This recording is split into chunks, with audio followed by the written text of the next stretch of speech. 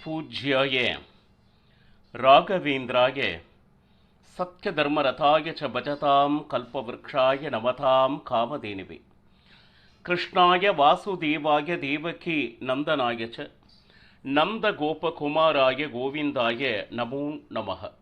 ஐந்தாவது வேதம் என்று போற்றப்படும் மகாபாரதம் பார்த்து வருகிறோம். இப்போ பாண்டவர்களுக்கு தர்மத்தின்படி நியாயமாக கிடைக்க வேண்டிய ராஜ்யம், அதை கேட்பதற்காக தூதுவர்களை அனுப்பி, ஆனால் ஊசி முனை இடம் கூட தரமாட்டேன் என்பது துரியோதனனுடைய கருத்து. ஆனால் திருதராஷ்டிரனுக்கோ யுத்தம் வருவதில் துளியும் விருப்பமில்லை. ஏனென்றால் பாண்டவர்களுடைய பராக்கிரமம் என்ன என்பதை பற்றி நன்கு அறிந்தவன் திருதராஷ்டிரன். காரணம், அவர்கள் அத்தனை பேரும் தேவதா மூர்த்திகள். திருதராஷ்டிரன் சொல்றான், தர்மத்தின்படி வாழ்பவர்கள் அவர்கள் சாமானியர்கள் அல்ல, சாக்ஷாத் தேவதைகளே இந்த பூவுலகில் அவதரித்திருக்கிறார்கள். தர்மராஜனோ தர்ம தேவதை, அவனுடைய புதல்வனாவான். அப்போ எங்கு தர்மம் இருக்கோ கண்டிப்பா அவர்கள்தான் வெற்றி பெறுவார்கள். மேலும் பாண்டவர்களுக்கு உறுதுணையாக சகாயமாக நிற்பவன் சாக்ஷாத் பகவான் கிருஷ்ணன். அப்படி இருக்கும் பொழுது நிச்சயமாக பாண்டவர்களுடைய வெற்றி என்பது நிர்ணயிக்கப்பட்ட ஒன்று. தயவு செய்து துரியோதனா, வீண் பிடிவாதம் பிடிக்காதே, அவர்களுக்கு உண்டான ராஜ்யத்தை திருப்பி கொடுத்து விடு அப்படின்னு பல முறை மன்றாடியும் அதனை சிறிதும் கேட்பதற்கு தயாராக இல்லை.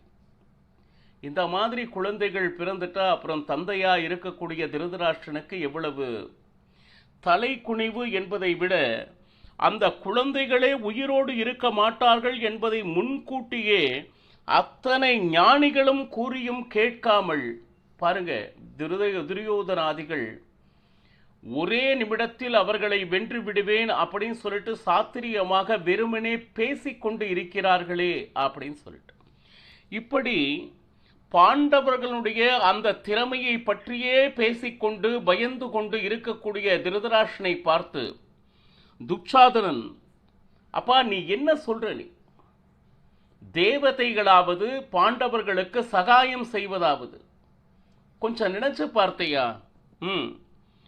காம குரோத லோப மத மத்சரியம் அப்படிங்கிறது சாமானிய மனிதர்களுக்கு இருக்கக்கூடியது. ஆனால் தேவதைகளுக்கு அப்படி எதுவுமே இருக்காது. அது உனக்கு முதல்ல தெரியுமா?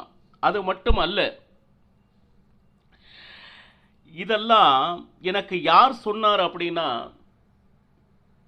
வேதவியாசரும் பரசுராமனும் மற்றும் நாரத மகரிஷியும் சொன்ன ஒரு விஷயம் இது. கெட்ட பாவனை என்பது என்றுமே தேவதைகளுக்கு இருக்கவே இருக்காது அப்படின்னு சொல்லிட்டு வேதவியாசர் சொல்ல நான் கேட்டிருக்கேன். அப்படின்னா அக்னி, யமதர்மன், அஸ்வினி தேவதைகள் வந்தாள், அதாவது பாண்டவர்களுடைய சகாயத்திற்காக ஒருவேளை அவர்கள் வந்தால் சரி, அப்போ அவர்கள் தேவதைகளே இல்லை, நான் அவர்களுக்கு உதவி செய்வேன் என்கின்ற காமனை கூட தவறு. இந்த மாதிரி விஷயம் தேவதைகளிடம் நிச்சயம் இல்லவே இல்லை என்பதை நான் நன்கு அறிவேன். அது மட்டுமல்ல, நீ அவர்களுடைய பெருமையை பற்றியே நீ சொல்லிக் கொண்டிருக்கிறாயே, என்னிடம் எந்த அளவுக்கு திறமை இருக்கிறது என்பதனை பற்றி என்றேனும் நீ சிந்தித்து இருக்கிறாயா? பாரு, அப்போ அப்பேற்பட்ட திறமை துரியோதனனிடம் இருக்கா அப்படின்னு பார்த்தா பாருங்க, ஒரு திறமையும் இல்லை. ஆனால் எல்லா திறமையும் என்னிடம் இருப்பது போல அவனாக எண்ணிக்கொண்டு இருக்கிறான். ஏன் கேட்டேன்னா, அக்னி கண்டிப்பாக சகாயம் எனக்குத்தான் செய்வார், அதில் எந்த விதமான சந்தேகமும் இல்லை. காரணம் என்ன? நான் அக்னியினுடைய மந்திரத்தை தினசரி ஜபிப்பவன். அப்போ நான் சொன்ன இடத்தில் அக்னி நீ போய் இந்த இடத்தை எரித்து விடு அப்படின்னு சொன்னா உடனே அக்னி நிச்சயம் என்னுடைய வார்த்தைக்கு அடிபணிவான். காரணம், அப்பேற்பட்ட மந்திர சித்தி என்னிடம் இருக்கிறது. அது மட்டுமல்ல, நீ பாண்டவர்களை ஏதோ முகத்தில் பார்த்தா தேஜஸ் தேஜஸ்ன்னு சொல்லிட்டு இருக்கியே, என்னுடைய முகத்தில் இருக்கக்கூடிய தேஜஸை பற்றி என்னைக்காச்சும் நீ பார்த்திருக்கியா? இந்த தேஜஸ் எப்படி வந்தது தெரியுமா? பாருங்க, அவன் முகத்தில் எந்த தேஜஸும் இல்லை என்றாலும் தன் முகத்தினுடைய காந்தியை பற்றி அவனாகவே சொல்லிக் கொள்கிறான். நான் தினசரி இந்த மந்திரத்தை உச்சரித்துக் கொண்டிருப்பதனால் என்னுடைய முகம் இந்த அளவுக்கு தேஜஸாக விளங்குகிறது ராஜரே அப்படின்னு சொல்லு. அது மட்டுமல்ல, இந்த பூமி சுற்றி கொண்டிருக்கிறதே, அதை ஒரே நிமிடம் நில் என்றால் நிற்க வேண்டும். அந்த பூமியே எடுத்து சிகரத்தின் மேல் நிறுத்தட்டுமா? அப்பேற்பட்ட மந்திர சித்தி என்னிடம் உண்டு. நான் ஒருமுறை கண்மூடி மந்திரத்தை நான் பிரயோகித்தால் இந்த பிரபஞ்சமே நாசமாகக்கூடிய அளவுக்கு சக்தி என்னிடம் இருக்கிறது. பாருங்க, அவ்வளவு ஏன் காற்றையே நிறுத்தி விடுவேன் நான். அவ்வளவு மந்திர சக்தி இருக்கக்கூடிய உன்னுடைய பிள்ளையை நீ ரொம்ப என்ன சொல்லுது, எந்த திறமையும் அற்றவன் அப்படின்னு சொல்லிட்டு நீ ஒரு அளவுகோலை வைத்திருக்கிறாய் உன்னுடைய பிள்ளைகள் மீது. இதில் என்னன்னா, ஏன் கேட்டீங்கன்னா, அக்னி ஸ்தம்பம் ஜலஸ்தம்பம் வித்தையை நான் நன்கு அறிந்தவன். அப்போ பாண்டவர்களை விட அதிகமான மந்திர சித்தி என்பது என்னிடம் நிறைய இருக்கு. பாண்டவர்களுக்குத்தான் தேவதைகள் சகாயமாக வருவர் யுத்தத்தில் அப்படின்னு உன்னுடைய கூற்று தவறு.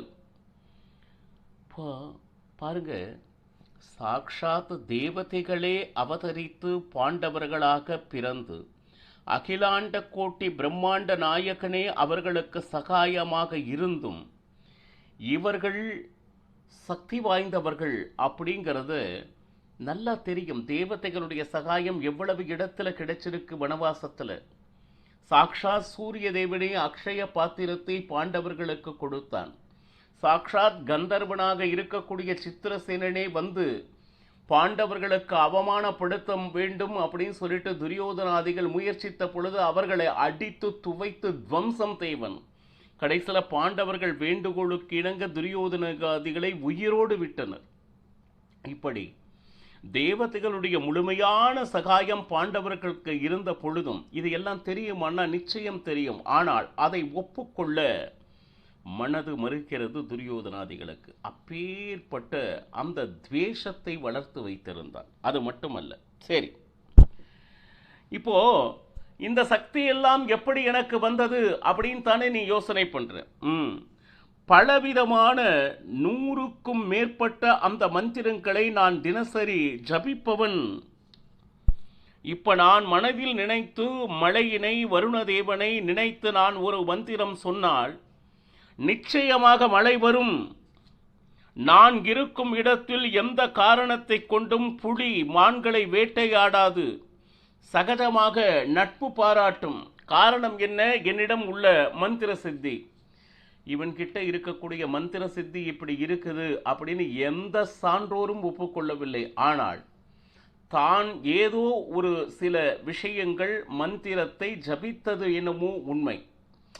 சிறிய சக்தி இருக்கா? ஆமா, கொஞ்சம் சக்தி இருக்கு. ஆனால் அதுவே முழுமையான சக்தி அப்படின்னு சொல்லிட்டு துரியோதனன் நம்பி நான் நினைத்தால் இயற்கையையே கட்டுப்படுத்துவேன் அப்படின்னு சொல்லிட்டு ரொம்ப அதீதமாக அவன் நம்பிக்கொண்டு இருக்கிறான். தன்னை மிக உயர்ந்ததாக காட்டிக்கொண்டு இருக்கிறான். அது மட்டுமல்ல, நான் இருக்கும் இடத்தில் மும்மாரி மழை பெய்யும். அது மட்டுமல்ல, தேவதைகளுக்கு என்னை கண்டால் மிகுந்த பயம் உண்டு. எங்கே நான் மந்திரம் சொல்லி நான் அவர்களை கட்டுப்படுத்தி விடுவேனோ அப்படின்னு சொல்லிட்டு. இப்போ நன்றாக நினைத்து பார்த்தியா ராஜா? பாண்டவர்களுக்கு தேவதைகளுடைய சகாயம் இருந்தா 13 வருஷம் வனவாசத்திலும் அஞ்ஞான வாசத்திலும் பாண்டவர்கள் ஏன் கஷ்டப்பட வேண்டும்? இதை என்னைக்காச்சும் நினைச்சு பார்த்தியா அப்படின்னு சொல்லிட்டு. அது மட்டுமல்ல, யாரும் கண்டிப்பாக சகாயத்திற்கு வரமாட்டாங்க. இது சொல்லிட்டு இருக்கும்போது அந்த சபையில் நிறைய பேர் சிரிச்சிட்டு இருந்தாங்க. இது சத்தியம், இது ஹாஸ்யத்துக்காக நான் சொல்லலை, ஒன்றும் இல்லை. அவனுடைய சபையிலேயே அவனுடைய வார்த்தைகளை கேட்டு இந்த வார்த்தைகள் அனைத்தும் நகைப்புக்கு உள்ளானது என்றே அந்த சபையினர் சொல்லிக் கொண்டிருந்தனர். எப்பவுமே தன்னுடைய சக்தி என்ன என்பதை பிறர் கூற வேண்டும். தானாகவே தம்பட்டம் அடித்துக்கொண்டு நான் இதை செய்து விடுவேன், அதை செய்து விடுவேன் அப்படின்னு சொல்லிட்டு பாருங்க, வீணாக தன்னை பற்றி மிக உயர்வாக எண்ணிக்கொண்டு யுத்தத்தில் யாரோடு மோத வேண்டும், அவர்களுடைய பலம் என்ன என்பதனை அறியாது இருப்பவன் யார் அப்படின்னா அது துரியோதனன் மட்டும்தான். இது நன்றாக தெரிந்தவன் திருதராஷ்டிரன். அதனால தான் அழுது அழுது புலம்பி புலம்பி சொல்லியும் துரியோதனன் கேட்பதாக இல்லை. அது மட்டுமல்ல, அப்பா என்னுடைய மந்திர சித்தியினால் நான் நல்லது நினைத்தால் நல்லதே நடக்கும். ஒருவேளை துஷ்டர்களை நினைத்து கெட்டது நினைத்த ஆனால் நிச்சயமாக அவர்களுக்கு கெட்டது நடந்தே தீரும். அது மட்டுமல்ல, என்னுடைய நான் என்ன சொல்கிறதோ அதன்படியே நடக்கும். பாருங்க, உனக்கு நன்றாக தெரியும், எப்பவுமே நான் என்னை பற்றி பெருமையாக என்னைக்குமே பேச மாட்டேங்கிறது உனக்கு தெரியாதா? பாருங்க, இத்தனை நேரம் பேசினது என்ன? தன்னுடைய மந்திர சித்தியினால் அதை செய்வேன் இதை செய்வேன் அப்படின்லாம் சொல்லிட்டு கடைசியா ஒரு வார்த்தை என்ன அப்படின்னு கேட்டீங்கன்னா, என்னை பத்தி நானே சொல்லணுங்கிறது இல்லை. நான் என்னைக்காச்சு தற்புகழ்ச்சி அப்படின்னு சொல்லிட்டு நான் என்னைக்கா செய்திருக்கேனா? உனக்கே தெரியும்ல. அப்போ பாருங்க, இதையும் நான் ஏன் சொல்றேன் அப்படின்னா, உங்களுக்கு என் மேல அந்த விசுவாசம், அதாவது நம்பிக்கை வர வேணும். நீங்க பாண்டவர்களை பார்த்து மிக உயர்வாக நினைத்து கொண்டு அவர்கள் நம்மை வென்று விடுவார்கள் அப்படின்னு சொல்லிட்டு தூக்கம் இல்லாமல் அழுது கொண்டு இருப்பது நல்லதல்ல. அப்போ உன்னுடைய குழந்தைகள் அவர்களுடைய சக்தி என்ன என்பதை நீங்களே அதை என்ன சொல்லுது அங்கீகரிக்காமல் நினைத்து பார்க்காமல் இருப்பது நல்லதல்ல அப்படின்னு சொல்லிட்டு துரியோதனன் சொல்லு. அது போக பாருங்க, எப்படி அவர் யுத்தம் வரட்டும், நான் என்னுடைய வீரம் என்ன என்பதை காண்பிப்பேன் அப்படின்னு சொல்லிட்டு பாருங்க. ஏன்னா அந்த நேரத்தில் நான் என்னிடம் இருக்கக்கூடிய என்னுடைய புத்தியினாலும் என்னுடைய வித்தையினாலும் நான் இதுவரை கற்றறிந்த அந்த யோகத்தினாலும் அத்தனை பேரையும் நான் வீழ்த்துவேன். எனக்கு இந்த பீஷ்மர், துரோணர், கிருபர் அப்படின்னு சொல்லிட்டு அவர்கள் எதற்காக நம்மோடு இருந்து கொண்டு யுத்தம் செய்கிறார்கள் என்பது எனக்கு தெரியும். இதையெல்லாம் சொன்ன உடனே துரியோதனனுக்கு சகாயமாக பேச வேண்டும் என்று கர்ணன் எழுந்து நின்றார்.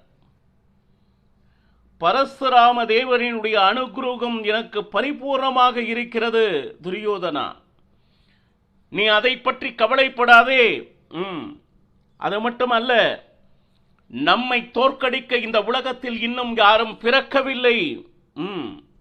பரசுராமருடைய பரிபூர்ண அனுகிரகத்தை பெற்றவன் நான். நிச்சயமாக நான் சொல்றேன், உனக்கு எப்படியேனும் வெற்றியை நான் நிச்சயம் கொண்டு வந்து தருவேன், அதுல எல்லளவும் சந்தேகம் வேண்டாம் என்று வீரவசனம் கர்ணன் பேச பீஷ்மர் எழுந்தார். கெட்ட காலம் வந்துடுத்துன்னா நாம என்ன பேசுறோம்னு நமக்கே தெரியாம உளறுவது போல உளறிக் கொண்டிருக்கிறார்கள் துரியோதனனும் சரி கர்ணனும் சரி. சரி கர்ணா, என்னமோ பரசுராமருடைய அனுகிரகம் பரிபூர்ணமாக உனக்கு இருக்கு அப்படின்னு சொல்லிட்டு மார்தட்டி பேசிக் கொண்டிருக்கிறாயே. விராட்ட நகரத்தில் யுத்தம் நடந்த பொழுது அடிமேல் அடிவாகி குற்றுயிராக வந்து சேர்ந்தாயே, அப்ப எங்க போச்சு உன்னுடைய வீரம்? துரியோதனா, இவ்வளவு வீரம் பேசிக் கொண்டு இருக்கிறாயே, அர்ஜுனன் ஒருவனை எதிர்க்க முடியாது, சேனைகள் சிலவற்றை எடுத்துக்கொண்டு தப்பி ஓடி வந்தவன் நீ, உயிரை எப்படியாவது காப்பாற்றி கொள்ள வேண்டும் அப்படின்னு சொல்லிட்டு, ஏன் பாண்டவர்கள் வனவாசம் இருக்கும் பொழுது அவர்களுக்கு அவமானப்படுத்த வேண்டும் என்றே நீங்கள் சென்று பாண்டவர்கள் விடுங்க, கந்தவர்கள் அத்தனை பேரும் உங்களை சிறைப்பிடித்து உயிர் போகும் சமயத்தில் கை கூப்பி வேண்டி பாண்டவர்கள் சொன்னதனால் உயிர் பிழைத்து வந்தீர்கள். இப்பொழுது எங்களுக்கு மந்திர சித்தி இருக்கு, கதை எடுத்து ஒரே ஒரு அடியில் அவனை இவரை வீழ்த்துவேன், இப்படி பேசிக்கொண்டிருக்கிறீர்களே, உங்களுக்கு வெட்கமாக இல்லை? உடனே கர்ணன் சொன்னான், இந்திரன் எனக்கு அளித்த அந்த அஸ்திரத்தை நான் அன்று எடுத்து செல்லவில்லை. பரசுராமர் மூலம் எனக்கு கொடுக்கப்பட்ட ரதத்தில் நான் செல்லவில்லை. அதனால் அன்று அப்படி நடந்தது. அந்த நிகழ்ச்சியை வைத்துக்கொண்டு இந்த யுத்தத்தில் என்ன நடக்கப் போகிறது என்பதை ரொம்ப குறைவாக எண்ணாதீர்கள் பீஷ்மரே. எப்பவும் இந்த பீஷ்மருக்கும் கர்ணனுக்கும் இதே விஷயம். கர்ணன் துரியோதனனுக்கு சாதகமாக பேசிக்கொண்டே இருப்பான். ஆனால் கர்ணனை நம்பினால் நிச்சயமாக நீ தோற்கப் போவது உறுதி என்பதை பீஷ்மர், துரோணர், கிருபர், ஏன் திருதராஷ்டிரன் வரை எவ்வளவோ தூரம் சொல்லிக் கொண்டிருக்கிறார்கள். அடுத்து இவர்கள் அனைவரும் என்ன செய்ய போகிறார்கள் என்பதனை நாளையும் பருகலாம். சர்வம் ஸ்ரீகிருஷ்ணார்ப்பணமஸ்து. ஹரே ஸ்ரீனிவாசா.